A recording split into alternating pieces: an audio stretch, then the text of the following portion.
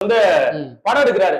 படம் எடுக்கிறது வந்து பார்த்தோம்னா யார் வேணாலும் இன்வெஸ்ட் பண்ணலாம்ல. அது தொழில் என்பது வேற தானே. நான் என்ன கேக்குறேன், திமுகலயே இருக்கிறாங்க பாசிஸ்ட், அதிமுகவிலயும் பாசிஸ்ட் இருக்காங்க. ஏன் எல்லாத்துலயும் ஆர்எஸ்எஸ் தொடர்பு இல்லாம இருக்கிறாங்க, பிசினஸ்ல தொடர்பு இல்லாம இருக்கிறாங்க.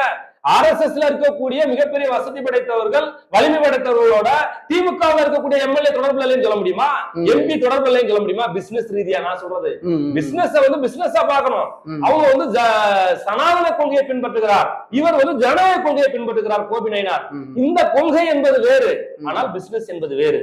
ஆனா இந்த புரிதல் கூட இல்லாம எங்கெங்கெல்லாம் கேள்வி கேட்டு இந்த கட்சியை சார்ந்தவரே வந்து பார்த்தோம்னா அண்ணன் திருமாவளவனை ஒரு வார்த்தை சொல்லி சொல்றாங்களா, அப்ப வந்து கோபி நயினாரை தனிமைப்படுத்த வேண்டும், ஆதவ அர்ஜுன் அவர்களை எப்படி வந்து தனிமைப்படுத்த வேண்டும் என்று ஊடகம் நினைத்தார்களோ, பிரேம் பண்ணார்களோ, அதே வேளையை இன்றைக்கு முக்தார் செய்திருக்கிறார். இன்க்ளூட் பாரஞ்சித் உட்பட இயக்குனர்